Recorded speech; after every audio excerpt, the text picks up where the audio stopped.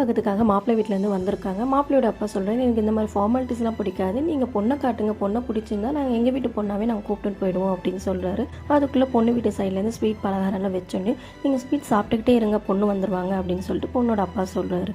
அதுக்குள்ளே பொண்ணும் வந்துடுறாங்க. பொண்ணு பார்த்தோன்னா மாப்பிள்ளைக்கு ஒரே ஷாக் ஆகிடுது. மாப்பிள்ளையோட அம்மாவும் சைக்கிளே பேசிக்கிறாங்க.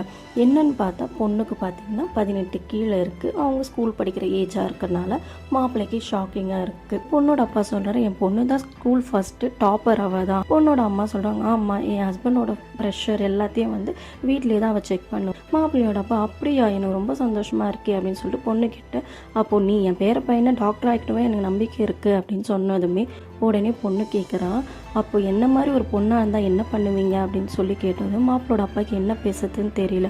உடனே மாப்பிள்ளையும், ஆமாம், அவள் பொண்ணாக இருந்தால் அப்போ அவளுக்கும் சீக்கிரம் கல்யாணம் பண்ணிடுவீங்களா அப்படின்னு சொல்லி மாப்பிள்ளையும் கேட்குறாரு. பெண் பிள்ளைகளுக்கு முடிஞ்ச அளவுக்கு அவங்களுக்கு எஜுகேஷனுக்கு சப்போர்ட்டிவாக இருங்க. அவங்களுக்கு கடைசி வரைக்கும் கை கொடுக்கறது பார்த்திங்கன்னா அவங்களோட எஜுகேஷனாக தான் இருக்கும். ஸோ இதை பற்றி உங்களோட கருத்து என்னன்றது கமெண்ட்ஸில் சொல்லுங்கள்.